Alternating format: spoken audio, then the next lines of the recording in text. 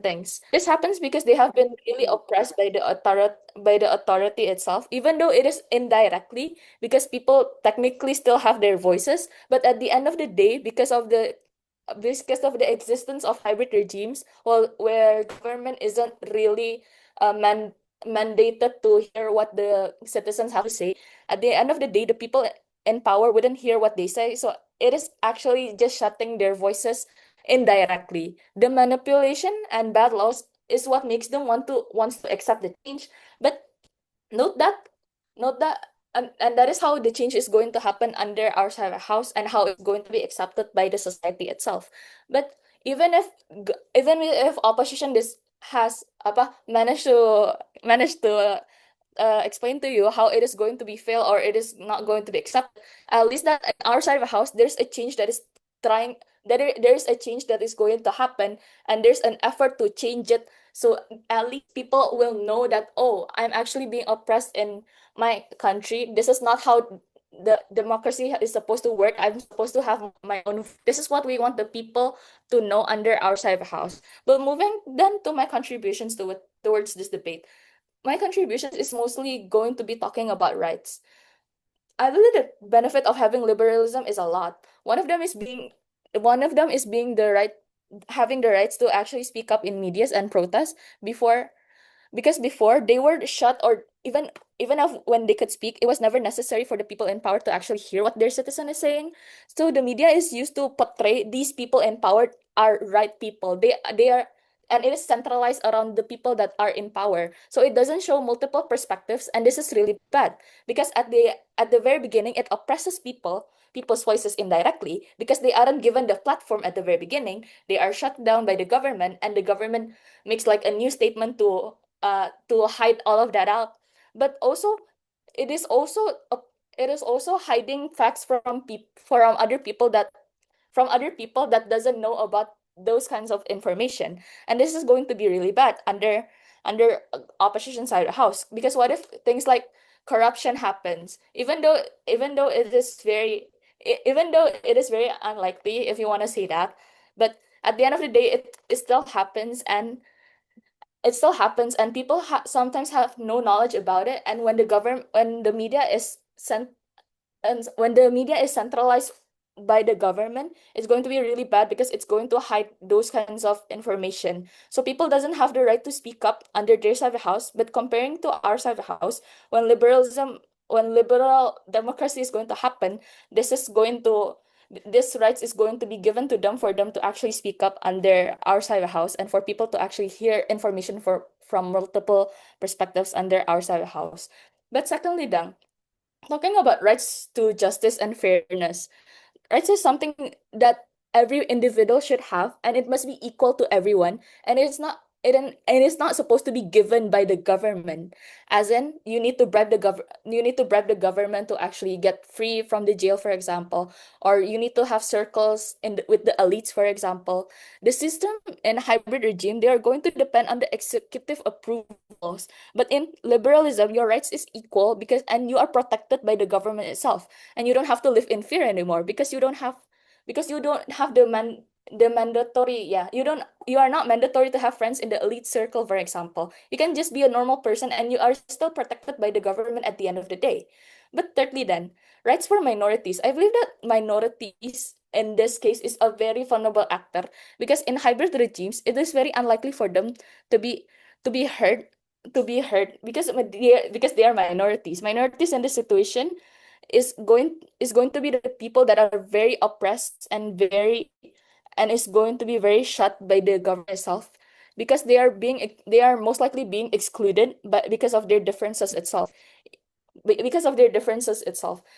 But under our side of the house, because liberalism is going to exist, there's going to be laws, as I've stated before, that is going to exist to protect these kinds of people. These people will have the media platform to actually speak up. These people are actually going to have the rights to an equal justice in the court, for example. This is what the rights of the minorities, what they are going to get. They are not going to be oppressed by the majorities anymore, and that is the benefit under our side of the house. Fourthly, then, talking about rights to transparency, I feel that in a country, the transparency is one of the important factors because it is going to really help with the country's improvement at the very beginning. Because at the very beginning, when your country is not transparent, you don't know what the government is doing. The government can do anything they want, especially in the hybrid regime, because in the hybrid regime, you don't know anything about the government, and everything is so centralized by the government itself. It's indirectly controlled by the government. You don't know what is actually happening to your country. Is the government actually building the new infrastructure, or is he using the money for something else? This is the transparency that every citizen have the right to know, because at the end of the day, if they are going to pay taxes, for example, they deserve to have the infrastructure that they deserve, because it is going to be so expensive. And that is all for my speech. Thank you. All right, thank you for that speech. To continue the debate, now I call first negative. Here. Hi, am I audible? All good. All good. Okay. Wait, give me a few seconds. Okay. I would like to start my speech in 3, 2, 1. The complete transformation that we are talking under this debate, and it means that you reform all things very quickly, all at once, right? We think that this is needing an opposite elite who has actually enough power to shift the previous ruler, meaning that we currently in status quo itself, we have like really shaky foundation, which means which is even leading into those kind of like corruption, for example, on those verses. Moderate people would actually be overwhelmed at the end of the day because it actually involves a long, complicated bureaucracy. Then what do we have here? What do we have in comparative here? We are comparing on how in status quo we are actually just going to pursue this kind of hybrid regime, and we are actually having the chaotic we have those enforcement towards this kind of economy and etc. We want to really stabilize economy kind of thing that is actually we having currently in this motion where we should pursue it completely, meaning that you are actually going to do it in a very quick way, which means that you're actually going to make all things at once. What does this mean? We think that government does not even have the capability and those kind of thing. The current status quo that you're having is not even stagnant, is not even stable enough for you to actually doing those kind of thing, etc. We think that at the end of the day, the likelihood that they are saying does not exist. Sure, you can glorify those kind of liberalism, for example, but if the likelihood for liberalism to actually succeed at the end of the day does not exist, which affirmative never actually engage, meaning that this kind of thing would not actually happen at the end of the day, right? But secondly, we think that justice does not actually come from those democratic abilities. We think that this kind of justice would actually could be having by it's coming from the institutional enforcement capacity, where courts actually must be very independent, where law actually must be professional. We don't want to have like those kind of conflict, for example, for the political competition that I will further elaborate on my argument, right? So how should you weight this? We think that sure, these people under our side of the house may suffer to feel like they're not free, etc. at the status quo, but they're going to have like a living a better world in the whole future, meaning that they're actually going to have those kind of economic freedom, etc. Which I will future elaborate. My first argument then, regarding on why development would happen on hybrid regime. Let's crystallize a world under affirmative side first. On the status quo, the one that controls the politician competitions are the elites, which any forms of conflicts are in the status quo are usually suppressed, which is going to be a very controlled stability. The moment the state is actually trying to rebuild the entire political architecture quickly, meanwhile they do not actually have a core strong foundation of yourself, this is extremely bad of you not having that thing. Few analysis. We think that a strong foundation that was built years and decades is literally very crucial, exactly because political democracy needs to stay in the long termist itself if they want to have it, right? But B, we think that at the other hand, exactly because military has an extremely strong political influence, courts are very loyal towards ruling party and so on. You're not stable foundation of control mechanism, meaning that conflict would be very likely to occur. This instability would happen exactly because first, you are trying to make a lot of things quickly all at once. You're going to rebuild the electoral system, judiciary, police, service and bureaucracy, etc., etc. It's an entire state reconstruction that you really need to do focusly, etc., right? But second thing, we think that this does not align with how the government itself works, especially for a developing country, for example. You have those kind of like limited source, you have the limited capability, limited funding, not to mention that the coordination would be wrecked under liberalization, meaning that you have and also how regarding you already have so many problems to face, such as poverty, kids that couldn't go to school, family that have nowhere to live, etc. These two things could not coexist, implying to how the stability this could not exist at the end of the day, exactly because you have too much to handle. You are going to be overwhelmed at the end of the day. But see, what does this outcoming into? This is outcoming into doing something fast that would actually fail anyway at the end of the day. Few more analysis. First, we think that political competition would actually likely to increase at the end of the day, meaning that people would just fight for power, exactly because it's a very quick shift that you are actually going to make from this hybrid regime, which elites actually have control at the status quo, and suddenly it's liberal. But secondly, we think that elite itself would backlash on how at the end of the day elite would get very angry on how they realizing that this democracy will actually threaten their wealth and political protection. This is actually already happening on how this, because they have like so much power and they could just do anything. These kind of conflicts would likely to occur, and the government does not even have the mechanism to actually control these kind of people, right? But thirdly, we think that the economic thing is actually not going to be stable at the end of the day, exactly because the budget reallocation and resources at the end of the day is actually going to be very much shifted and actually not very centralized itself, meaning that constant protest would also would also actually going to happen at the end of the day, meaning and this type of outcome is implying to how your country is going to be very much wrecked and kacau. But then, comparatively, why development would actually much easier under our setup if we just continue this thing and focus more on economic stability, etc. We think that the centralized, it is actually allowing you to actually make those kind of decision fastly, and also how the decision making is actually going to have by only one people. Like for example, what are you going to do after this for the infrastructure, for the long term plan, for the etc. These type of people already have it's justifiedness on how they're actually going to make this kind of plan towards the future, so that they could actually giving a better life for them. It is urgent for them also to, like for example, if you're focusing on the economic stability, to have like those massive coordination for the infrastructure. The fact that under affirmative side, it is very likely for political competition to occur, this kind of thing would not actually happen at the end of the day, meaning that under our side of the house, we are actually the most one that is actually likely to make the stable economy itself. Then, and we are actually going to focus and resource the allocation is going to be very clear. You do this step by steply, slowly but surely. What is going to happen then? Meaning that the moment you're actually doing this step by steply again and again, the economic stability would eventually occur at the end of the day, and you are actually going to have those kind of people that is living the happy life, etc. This is very likely exactly because government know it's best on how they actually going to have these kind of people, and it is not terpisah within those kind of stakeholders, which means that at the end of the day, under affirmative, it's still really bad. But second argument then, regarding about better sovereignty and less Western influence, we think that under history itself, most of it, if it's actually they're not hybrid regimes, emerged to get actually due to a failed transition towards liberal democracy, posited by the US to actually implement its neoliberal policies, like for example, to exploiting their oil, to actually to exploit their natural resources, purposefully unstabilize a country's economy, to make it susceptible to listen to what the US actually wants, right? We think that this is actually really bad because the Western influence, regardless of what their foreign policy is good or not, this is actually violating the right for a country to determine its own direction of development, but also violates its own sovereignty, and how it's actually very, very much prone to vulnerable to the sanction, discriminative policies as the moment we don't follow what they want. The implication is very simple. You are actually, at the end of the day, you are going to lose the funding from the US and other Western anyway. Sure, that affirmative might think that this is actually a very good way to weigh out that is actually also very, very quick, but we think that this is actually a very short-termist kind of thing, meaning that this actually would not going to be stable at the end of the day for your long-term future as a country. So All right, thank you for that speech. To continue the debate, now I call second affirmative. Here. Let me set my timer. Quick check, am I audible? All good.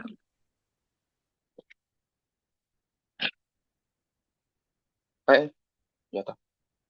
Pitch in 3, 2, 1. As second affirmative, my role is very clear. I will do 3 things. First, define the problems in the status quo so we understand why hybridity is structurally flawed. Second, extend our case with layer analysis on why transformation is necessary and how it works. Thirdly, set up the comparison that will decide this debate, right? First, then, into the rebuttal, right? They assume that, oh, reform is too fast, it will create chaos at the end of the day. They assume speed automatically equals low collapse, right? We think this is a lazy analysis, judges.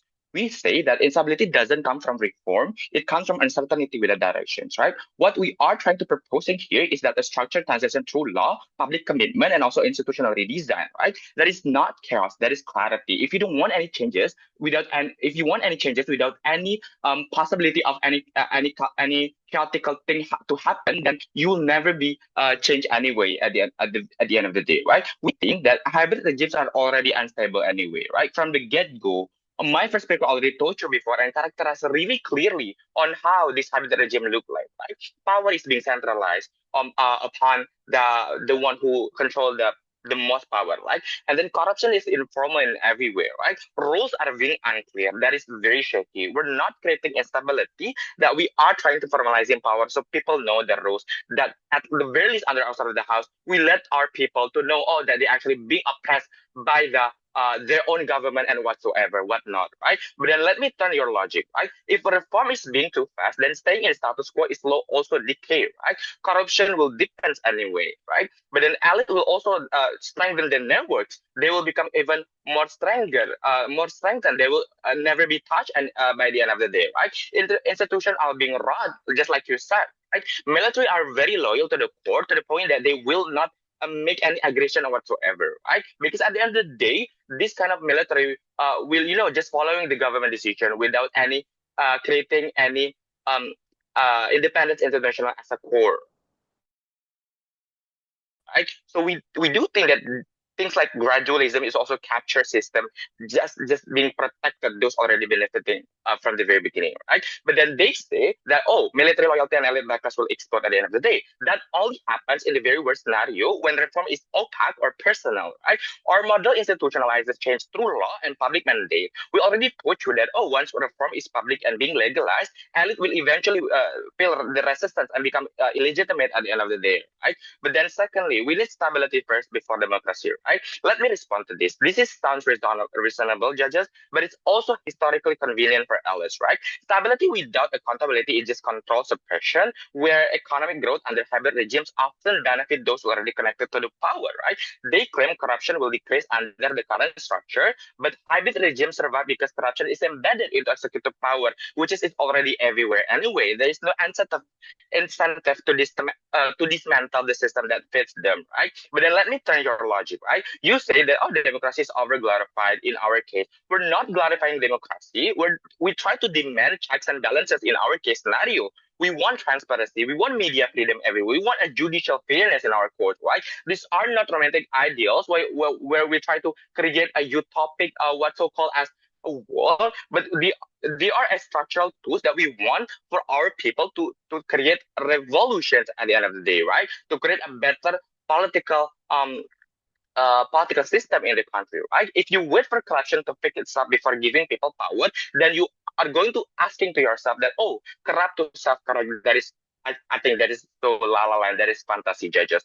They might argue, oh, status quo reform is more realistic, but at the end of the day, they also admit that government is unlikely to change. There is contradictions that is happen in their side. So at the end of the day, if change is unlikely internally to happen, then systematic reform becomes unnecessary externally, right? The status quo does not naturally evolve into accountability where it actually already calcifies, right? But then let's come to my layering, right? Why hybrid regimes are structurally fragile these days? Let us slow down and really see what hybrid regimes look like, right? They're not dictatorship with no election. They are not fully liberal democracies with strong institutional check. They sit in the middle where citizens are actually vote.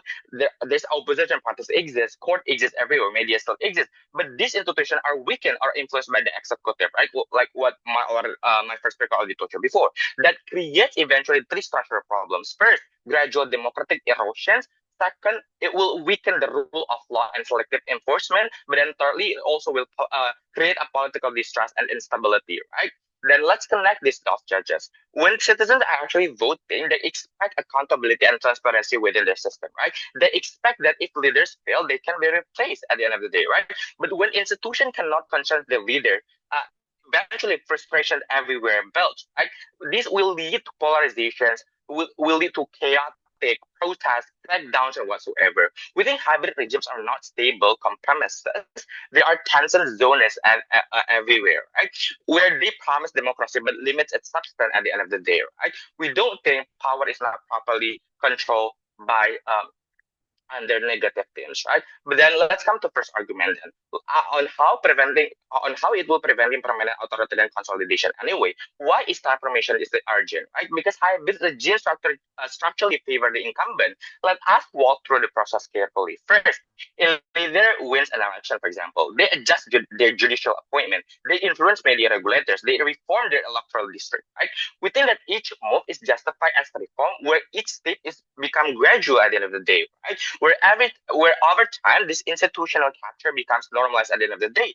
So we don't think this is no longer about whether leaders are evil, because it is about the incentivize itself, right? We told you that if the system allows power to be consolidated with limited resistance, then at the end of the day, leaders will likely take that opportunity to even be more corrupted toward their citizens, right? Where these hybrid regimes give leader both democratic legitimacy and also weak concerns, right? We think these combinations is too dangerous, because at the end of the day, independent courts cannot be easily reshaped by the executive, and then electoral commissions also will operate separately from ruling parties, right? We want that media can also criticize without fear of retaliations, so they have like the freedom to speak, the freedom of justice and whatsoever, right? We think that this does not guarantee the perfect democracy, but at the very least, under outside of the house, it builds the institutional barriers, right?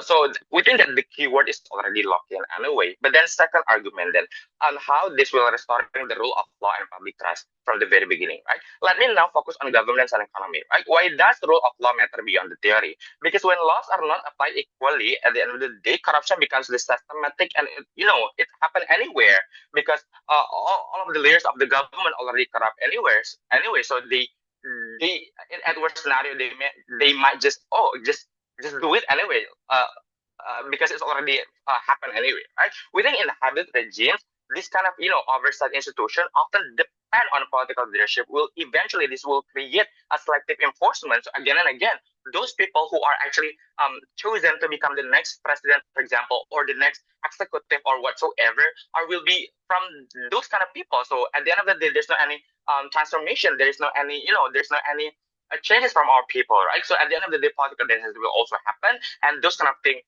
will continue to happen anyway. So that is why you must propose. All right. Thank you for that speech. To continue the debate, now I call second negative. Here. Okay, check. Am I audible? All good. Okay. POI, sorry. Starting in 3, 2, 1. The biggest issue I have with affirmative is that they completely assume that complete transformation is going to be very well, that our democracy that we have just built are going to be as mature as US right now, that every single accountability measure is going to be fully functioning. I don't think it is likely. I don't think they also mechanize step by step, but I'm still going to bite the bullet that why even if the system is as good as US right now, it's still going to be problematic, and it's still comparatively better to stay in hybrid regime. The first piece of contextualization I want to give is what is the pipeline of an autocrat in a hybrid regime? What do they think, and why, and what are the programs that they're likely to occur to process when they're in power? The autocrats, they want to stay in power forever. They want to give the power later on towards the next generation, even in the worst case scenario. Which means that the key to it is actually to lead the country out from the economic crisis and to develop their economy. Because we're talking about country who were actually infiltrated by US back then, where they tried to infiltrate or like try to instill democracy like in Middle Eastern country, but then after they extract our all of our resources, they feel like, oh, we don't want to do it anymore. We're just gonna go away from here. We're gonna live them with a hybrid regime that is very problematic. So the economy is unstable. There are sanctions here and there. The government or the autocrats leaders mindset is that they just want to lead the country out of despair so that they can be seen as an appropriate leader. So people will not criticize them. So they will not be protested and be pushed out of the office so quickly. The reason why autocrat can be toppled down in many democracy or in many hybrid regime is exactly because the economy are so bad that people can no longer bear with it. We're talking about Suharto, Marcos, Muammar Gaddafi, and many other autocrats. They all fall down because of bad economy. So I think every single autocrat have incentive to ensure that economic development do happen because the only successful quote unquote pipeline are Deng Xiaoping in China, who did economy well, Lee Kuan Yew in Singapore, who did economy well. So the underside economies empowerment becomes very, very important from the get-go. Means that we don't really care what happened after the economy is stable, but we just need to prove that in the process, like in the next few years, is going to be comparatively better than the constant, like the sudden push of liberal democracy is going to be posed by said government. The first piece of clash I want to give a talk about is regarding stability. They try to argue that it will be unstable on our side of the house, but I'm gonna argue other way around because in their side of the house talking about vacuum of power, especially in their model where they try to get rid of the autocrats right away, where the opposition want to take the position. It is vacuum of power where going to be high competition who's going to be the next leader, especially when the accountability institution is not strong yet. We're talking about the KPU who don't have funding, means that money politics happen, or even worse, gonna use coercive power because the opposition party they have control over militant here and there, or like the leaders, the autocrats have control over the military. We're talking about crisis, people killed on the ground, so that just to be able to gain the leaders up front. But secondly, we're talking about things like coup and violent power capture that are more likely to occur. Thirdly, even if they have an election, it's gonna manifest into them having high debt just to run the election. So I think it's unstrategic for you to get a lot of loan from IMF, for example, or from Chinese bank just to be able to run an election. It is gonna be trickled down to the economy in the next 5 years, where people where like they need to pay off all of their debts and the interest. The economy becomes much more unstable. People are easily mobilized to protest against the regime that have been elected because the economy is unstable. It mobilized power grab to happen like in the next 2 or 3 years. You're gonna have like 5 different presidents in most likely occurrence, which means that this is very bad because number one, many people are gonna be killed in the process because of all of these institutions who have not settled yet. But secondly, your country are gonna be far more less stable of yourself the house because yeah, all of this power capture thingy, they're very problematic. Even in the best case scenario that the election goes so well in their side of the house, I think they still need to defend the election as a burden. Why would they have such money? And it will pretty much give them a much worse condition in the next 5 years and all of those things. Which means that stability is something that's going to be far better on the house because this hybrid regime, as much as we hate it, they have control over the state to say that people who do not agree with them are going to be disincentivized to do such things in a way that you make the country stable so that foreign investment would come. I think that it happens in many different instances, especially with many creditors right now in international world who do not really care about your democratization. Talking about China and BRICS, who are more than happy to give you loan insofar as they can access your market. So whether or not you're democratic does not mean that the country will invest more in you, but stability matters more. The countries like China and BRICS, as a development bank, for example, only want to give you money when you are stable enough. And stability can only be occurred when there is centralized power who can pretty much limit all of the discourses from people who are protesting so much and something along those lines. This point is important because it shows you that the prerequisite of economic development is stability and could only happen outside the house. We're talking about people who cannot access food right now because their economy are currently sanctioned. We're talking about people who are dying right now because their economy can't produce because they don't have any job. At the very least, people can have job on our side of the house, and it's something that's comparatively better. The second part of my speech is going to talk about a much more charitable case. But what if the liberal democracy is really good and why is it going to be problematic? Because what comes with the liberal democracy is equality of opportunity. They pretty much like identify ideas like free market economic model as something they glorify and they need to have. It's like the uh, common practice of liberal democracy that are mentioned in the context are talking about massive privatization or minimum state intervention in many different sectors. Why is it bad? Because let's analyze who can possibly control all of these sectors when it is whole privatized, when it's a free market model. Most likely than not, it's going to be A, the oligarchs from X regime who own a huge capital. They will buy out the oil company, the water company, because they have the money and no other rich people have control over that. The state is poor. They want it to be privatized because it's a liberal democracy grand idea that opposition, affirmative side of us try to portray. Or the second alternative are MNCs that will come to your state insofar as you give them low regulation as a prerequisite to operate in the state. The implication is number one, talking about toxic and extreme capitalization of resources, where these oligarchs, for example, they have no interest to be re-elected or something along those lines. They cannot hold the power anymore, especially with all the mechanization of a functioning democracy where these people can no longer run for office. They have nothing to lose. The only thing they can do is to grab as many profit as possible. That's why they're going to be very, very exploitative with the practices, or MNCs who can just simply move out to other country of their operation because they just see this hybrid regime state as like uh, as a place to generate money and profit for them to basically get money, which means that the practices will not benefit the people. You will have economy that are very, very Western centric, who are going to be not benefiting at all, but free port or that are owned by all of the states, and the people on the ground cannot feel any benefit at all. But secondly, the economy relies on oligarchs and MNCs, and it creates a dependency between state towards oligarchs and MNC. It looks like how state will then prioritize the interests of economics, of oligarchs, of MNCs, other than people, because especially with the assumption of fully functioning democracy, in the best case scenario of them, political cost is extremely expensive. We're talking about how if you want to be elected, you need a huge amount of money. Even US politics relies on donors and support group, which means that government will not be as good as what they portray to protect minority, to give voices to people. I don't think so. They will be steered by corporation and oligarchs instead because that's the only way for them to stay in power. What does it mean? Number one, all of the benefit with minority and everything is something that are unlikely to occur. There is no sovereignty at all. People cannot have a grand democracy they try to talk about. The comparative is on our side of the house. At the very least, the oligarch regime will focus to push the economy so that the country can survive, so that people will not hate them so much, so that they will not be overthrown like Suharto, like Marcos, and any other oligarch leader. But secondly, I think hybrid regime have all capacity to do all of these things because they have control over the state. They have a system that are centralized command, which means that they can decide what to develop first based on prioritization. That's why I think the prioritization or like the development of a country can only be done when there is a clear planning. A clear planning, although it's bad on like in the worst case of ours, it's still comparatively better than a development path that relies on Western states who just want to pretty much capitalize on you. Based on this reason, proud. All right, thank you for that speech. To finish the substantive affirmative case, I call third affirmative. Before that, I want to make sure my voice is audible. And can you hear like a construction work or dog No, barking? you're good. No, yeah.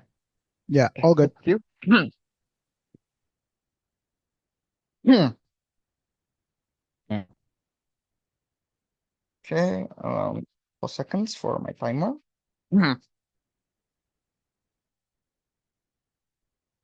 Starting my speech in 3, 2, 1.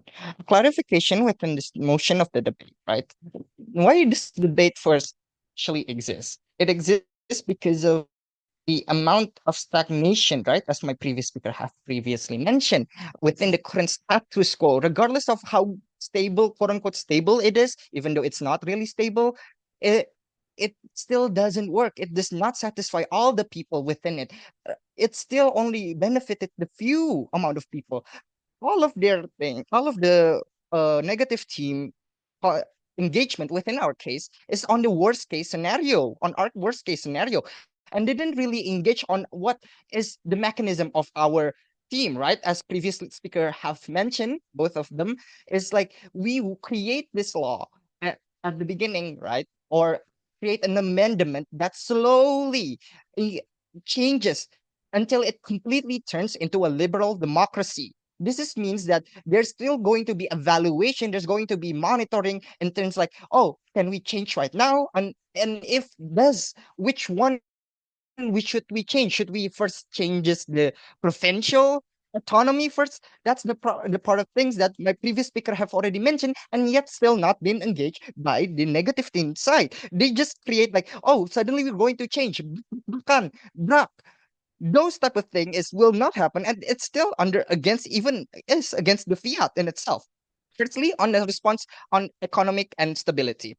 Firstly, all of the nation within this world, within this earth, right? They all have a trading capability and trading power, regardless of it is, and originally started with a thing. For instance, regardless of changes, regardless of government structure changing, those countries still are profitable. Do you want me to pull an example? First of all, China, when they changes from democratic to communist, French Republic, when they changes the amount of time when they change the constitution, Brazil, German, Indonesia, Thailand, South Africa, Argentina, all of those nations experience a lot of constitutional changes that even if until now still are profitable, still are wi- able even to rose to a significant amount of power, right?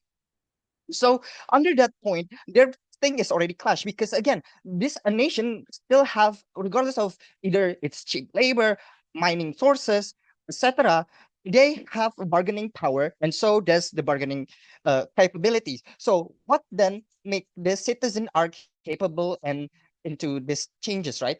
As previously stated, any motion created is largely from the general population or the general population, especially within this motion, contextually speaking, is from those hybrid regime, right? Meaning me and you, and those nations who still have president, because within liberal democracy the highest power is within prime minister. So everyone with presidents is not a liberal democracy. For instance, US, Indonesia, Brazil, those nations are not a liberal democracy, meaning those nations will actively adapt and move. This is actively interacting on their side of the house, saying that they're going to be political competition regardless. Can you see political competition within the America other than Democrats and conservative, Republican? No. Do you see with a direct opposition within Indonesian current parliament? You cannot, because all of them create a stagnation. All of them create a consolidation of power, which already been previously mentioned by my previous speaker. For this reason, then the people have the ability to rightfully change, be pissed off, right? How when a nation propose a law, especially in terms of gradually changing those the constitution slowly bit by bit, it's going to be taught within high schools, it's going to be taught within household, right? As if you never talk about like, oh my god, owo sering ngawit or something like that, or talk about President Trump and his blunders. We always talk about political stuff, and by then therefore will translate into a capacity to at least understand or engage, or and with that capacity understanding, we able to create understanding and are still on adapt regardless of the current status or conflict. So moving on then, why then justice on our side will be much more better? As I previously mentioned, we already uh, stated this law, we already have this thing, people are already capable. Then why on their side of the house it's still, they're still stagnant, right? And there's still coalition that still do nothing that actually benefit the constituents, etc., etc. This is exactly the reason then why we want this motion to exist, because this changes put again the power to do people actually, those people then actually can see this thing, and even if yes engage, we're gonna bit the bullet, worst case scenario, the people at least have a capability and still a knowledge towards like, oh my god, my government is slowly turning into a tyrant, I'm going to actively block, I'm going to actively talk, I'm going to actively lobby my my representative to actually stop this heinous insidious transition into a fascist regime, right? That's what's going to happen within our status quo, within our world. Whereas on their side of the house, we can see with the current Indonesia, yes, we there is like an uproar once or twice, but what does that uproar produce? Nothing other than 17 plus 8 demand from people. How did on any of them got done? No. Exactly the reason why we need this capability to push further on to the liberal democracy, because our the hybrid nation already failed us and actively failed us in engaging to their arguments about why then it create imperialism within the US. Firstly, the US is still under a hybrid regime. Second of all, And second of all, the thing is that US invaded a monarchy, right? Those nations are essentially different and is out of this debate. So should not be credited. Then moving on then to hybrid the actors on our side of the house. We've proven then why within the society there's going to be capabilities, there's going to be conversation, there's going to be and push and a demand actively for the people that keep on monitoring, as my previous speakers have already mentioned. And this will create a much more healthier and much more diverse political opinion and also political change. And also, even if yes, we have proven then like this nation have an economic capability regardless of their position, right? Be it palm oil, be it superconductors, be it cheap labor. We have the capabilities. And when we've proven capitalism proven time and time again that regardless of your nation condition, you will going to be employed. But the thing is, the difference is, will you going to be employed with a good wage, with a livable wage, or will you be employed severely underpaid, right? That's the biggest difference and the biggest thing that we're going disprove within this debate. That's why we're proud to propose. All right, thank you for that speech. To finish the substantive part of the debate, now I call third negative. Am I audible? All good. Hello? Audible. Yep, you are clear. Okay, thank you. I'll start my speech in 3, 2, 1. First, I'm going to concede that on like country stability, that apparently we're not as stable as we say we are. I think our mechanism to prioritize the economy still stands as the best strategy these hybrid regimes can use, because it's a prerequisite of fulfilling everyone's needs that affirmative tries to push to you. But understand that their mechanism is even more unstable. So I don't understand why it's like better on their side of the house. And secondly, I think all of their slow installment of democracy relies heavily on initial change of system to function well. We argue to you that the vacuum of power with immature accountability institutions manifests into the usage of coercive power, which is the exact thing that they don't want to obtain power, right? So even if proper democracy is installed under their side of the house, we argue that the high cost of democracy disallows people power to fully hold the government accountable, which every single one of their argument relies on. So for example, even the government in like the birthland of liberal democracy, aka the US, is actually controlled by Jewish lobby groups and not the society. I think this is enough to frame out many of their cases, right? Two clashes in this debate. First, on which side gives better country development, and this will directly clash with their point on stagnation. And secondly, on why even if the transformation succeed, the hybrid regime is still going to be better than liberal democracy. In the first clash then, which side gives better country development? I think the first thing they try to sell to you is the principle of freedom and transparency. 4 points as to why, as 4 points on this. One, I think it's untrue, as the backbone of liberal democracy is that you have too much freedom to the point where your entire economy is liberalized and up to the market with minimum government intervention, meaning that you're going to be incredibly capitalistic and you won't get this utopic definition of freedom unless you're stinking rich, which I think most of the actors affirmative tries to defend is not. But also secondly, even if freedom and transparency somehow still exist, privatization would have a higher power and or legal protection against the very small people the government should protect. Instead, exactly because it's down to who brings more money in. And B, your bureaucracy is going to be extremely slow to ever bring any meaningful change in time. Insofar you have to listen to the biggest amount of voices possible, you have to spend time without ever making real decisions. The development your country desperately needs never come, and your people are still going to be suffering. Maybe now they're just freer to talk about it, but no one's listening. Third, then, the comparative is that we're biteable are never significantly detrimental, as there's still room to speak in a hybrid regime.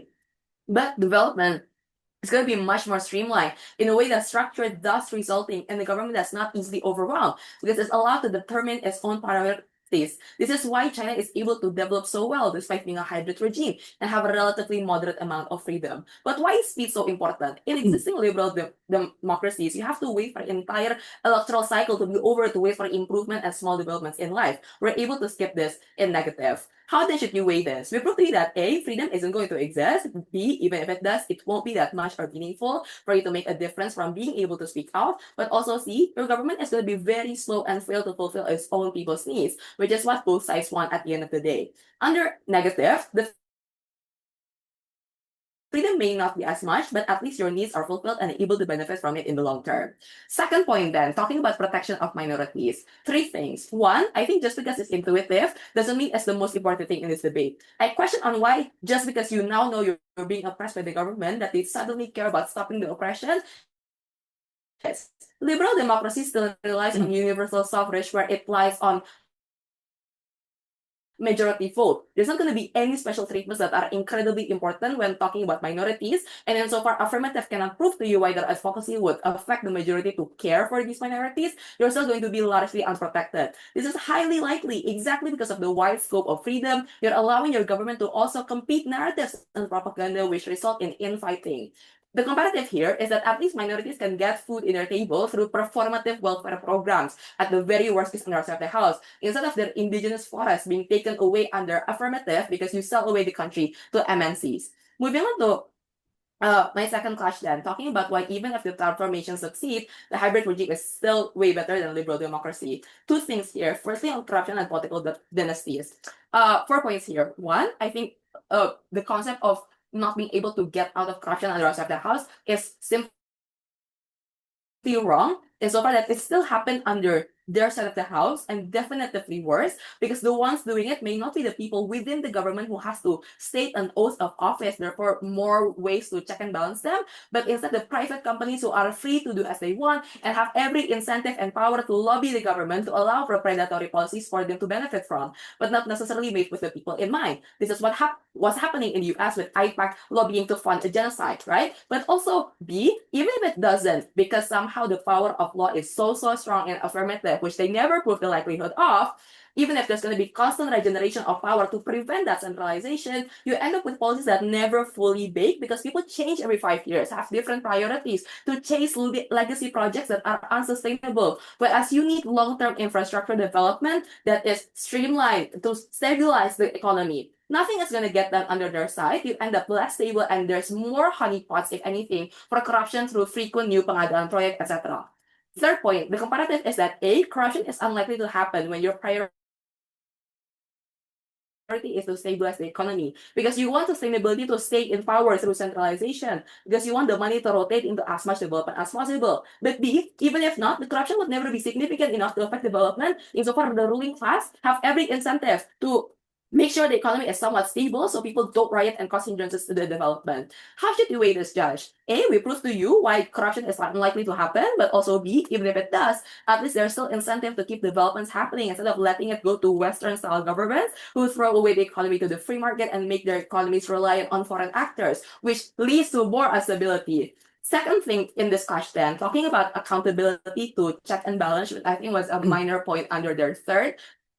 Too late to credit anyway, but just in case you buy this. 2 points. One, check and balance are not contingent on democracy in and of itself, but on the political will of the current government. Let's assume both sides cannot prove the political will exists. It comes down to how the government's interest is.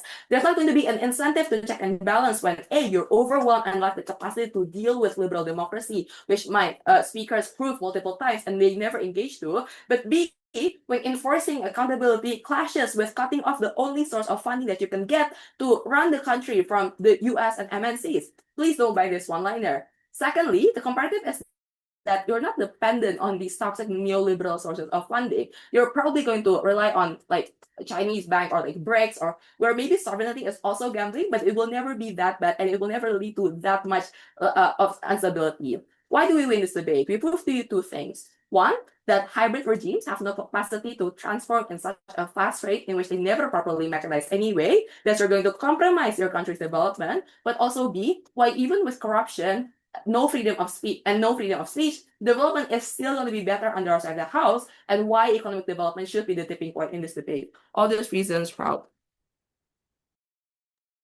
All right, thank you for that speech. Now to summarize the debates, first from the negative reply. Check, am I audible? All good. Okay. Starting in 3, 2, 1.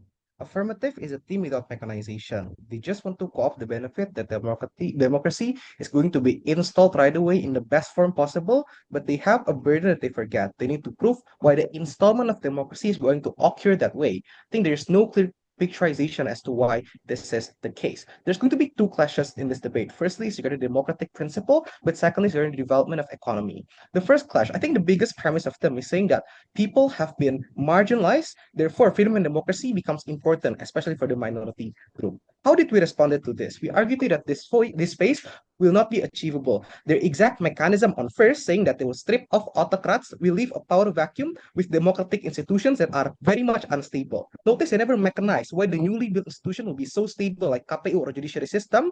In contrary, we give you the context that country economy is unstable with sanctions here and there, with oligarchs having control over the grassroots institutions, which means that there is no capacity from the state to create a proper overwatch institution. This likelihood flies in this debate, which means that our challenge so far is fair, that the democracy they promise most likely manifests into a rigged system where powerful entities control the election, or even worse, power capture are done using violence through military and militant groups that are prominent in this hybrid regime areas. This tackle their whole slow institutional reform thingy that they argue, because slow institutional reform cannot happen insofar as the first step of transition is bad. They will just be stuck in a constant power grab here and there, and I think this is actually bad. How should you weigh it? We argue to that number one, freedom and democracy will not happen on their side. People will be killed as collateral instead. On the worst case of ours, democracy will not exist, but people will not be killed because government wants to maintain the stability, because they want to gain investment from BRICS and China and everything. At the very least, people are alive. This is already a most important benefit, because human life is something that you cannot just trade off like that. But secondly, we bite the bullet, right? That even if the great democracy is actually successfully installed, it is never really free and democratic. We argue that number one, its own freedom and democracy is only privileged to rich people who owns the capital. But secondly, government listens more to the political donors and lobby group instead of people even in US. Even more, the minority group they try to champion will never get the protection. Instead, they will be far more discriminated in a democratic system, exactly because democracy is pro towards majority. We flip all of their concerns. We show that on our side of the house, the comparative is still better. Second argument regarding development. The biggest premise of ours is that in order for you to develop your economy, you need a great planning that is like sustainable, and it can only happen when there is a centralized power. This is something that is important because we argue that the comparative on the side of the house is going to be constant privatization. We agree that this is a there is a inherent trait of liberal democracy they never try to challenge. We argue to you that liberal democracy come with a free market, and this is something they never engage the get-go, which means that all of our case manifests in this debate. We're talking about the MNCs, we're talking about oligarchs who are going to control all of the resources, and the benefit most likely than not will not trickle down to society. On the comparative, we give you an incentive analysis that the oligarchs have the incentive to remain in power. That's why you're gonna pretty much give a better development in comparison to all of these oligarchs and also MNCs on comparison. But we also bite the bullet right here that even if the oligarchs are actually that bad, sorry, the autocrats is actually that bad, they do not have the incentive at all to pretty much create a stability, to develop the economy better. At the very least, our state sovereignty remains on our own hand. We still have the capacity to pretty much be controlled by our own people. This kind of governmental leader will have the capacity to create a development plan, although it's not ideal. The comparative on their side of the house is that your state is only going to be used as a tool for this MNC to generate maximum profit, or for these oligarchs to get even more money. We say that this comparative is far worse. That at the very least, people on our side of the house have access to food, have access to this performative direct fund from the government, because they do not want to get cooped and get thrown out of the office. People's survivability is what matters the most in the state. If you care about humanity, you should vote for opposition or negative side. Proud. All right, thank you for that speech. To finish the debate, now I call affirmative reply. Am I audible? All clear. Starting my reply speech in 3, 2, 1. Opposition side of the house is trying to portray a world where if you keep the hybrid regime, it is going to help you with the development of the country itself. They explain it to you with the analysis of how the elites have the capacity to do so, but the biggest questions under their side of the house is what is the urgency for them to actually want to spend their money to develop the country at the very beginning, to develop the country's economy, or even just waste their time improving the country so when they could just improve themselves. Remember that they control everything in the hybrid regime, so it's just so easy for them to control the media on what they're actually doing. And we have explained this in our speeches. Remember that this debate exists because there is a problem in the hybrid regime. Therefore, an alternative is being searched in this debate, and therefore, a government comes to this debate with the proposal of liberalism democracy. Government side of the house has explained to you on how the change is going to work with the mechanism of the government making bold movements such as public commitment and new laws to start and change it slowly by time. Remind you that this is a huge change, so it is unfair for the opposition side of the house coming to this debate and arguing if that it is not going to be that quick. That's why it's going to fail, because it is supposed to be not a quick change because you're changing and adapting the whole country. But what matters under our side of the house is the reaction and how the society is going to accept the change, which has been explained earlier in the speeches. Even if it is going to be that slow, we believe that we have told you that it is okay because at the end of the day, the benefit is never meant to be short term, but it is a long term benefit. Also, it is never about how it is going to be really that perfect, how it is going to be a perfect world immediately, but it is the effort that we put in to change the country itself, because we notice because the because in this debate we have noticed the problems in the hybrid regime itself, and therefore it is going to be problematic. Therefore there is an urgency for them to actually change into a liberalism, because no development is happening under their side of the house.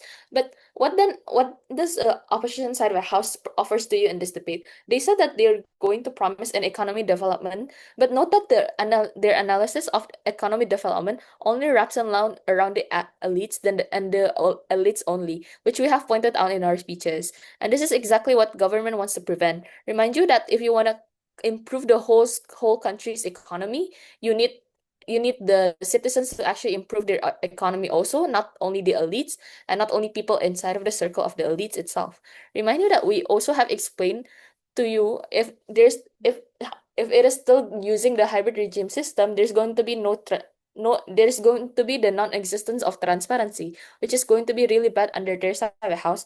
We have explained to you it is very hard for the country itself to improve their economy because of the uncertainty of taxes and etc., or where their money is going to. So the improvement under their side of the house is going to be really hard to prove, and under their speeches it is not yet enough to actually prove how the hybrid regime system is going to still stand at the end of the day. But what does the government side bring to you? We have proved to you with one big benefit, which is rights. We have told you that this is very important because this is the big reason why the motion exists itself, and this is what we champion in our side of the house, because we promise the people's rights. Therefore, from the rights is there's going to be development at the end of the day. We are also protecting the vulnerable actors that are under our side of the house, which are the minorities. They are vulnerable and can be only be protected under government side of the house because of the existence of rights and laws. That's all from my speech. Thank you. All right, thank you for that speech. That marks the end of the debate.